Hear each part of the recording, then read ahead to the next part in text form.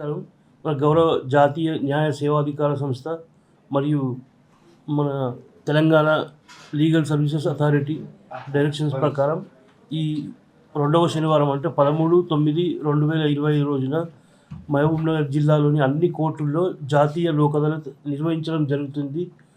కోర్టులందు పెండింగ్లో ఉన్న కేసులు కానీ ఇంకా కోర్టు వరకు రాని కేసులు కూడా మన రాజీ కుదుర్చడానికి వీలుగా ఈ లోక్ అదాలత్ ఏర్పాటు చేయడం జరిగింది.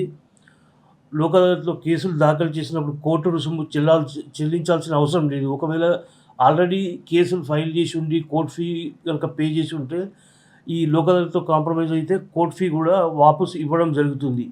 కాబట్టి ఇద్దరికి కూడా, రెండు పార్టీల వారికి కూడా బెనిఫిట్ జరుగుతుంది. ఈ లోక్ అదాలత్ ద్వారా మనము డబ్బు మరియు ఈ సమయం అనేది వృధా కాకుండా ఉండడం జరుగుతుంది. కాబట్టి అందరూ కూడా ఈ అవకాశాన్ని ఉపయోగించుకోవాలి. ఈ లోక్ అదాలత్లో రాజీకి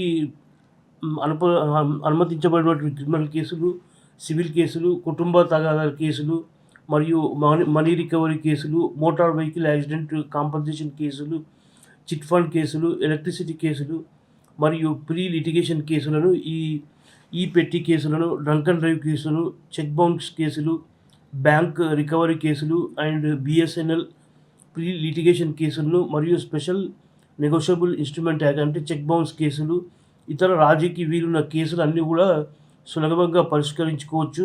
ఇందుకోసం మన మహబూబ్నగర్ జిల్లాలో మొత్తం 8 బెంచ్లు ఏర్పాటు చేయడం జరిగింది. ఈ జాతీయ లోక్ అదాలత్తో రాజీ మార్గం ద్వారా పరిష్కారం చేస్తారు. ఇప్పటికే మనము 1748 కేసులను గుర్తించి నోటీసులు కూడా ఇవ్వడం జరిగింది.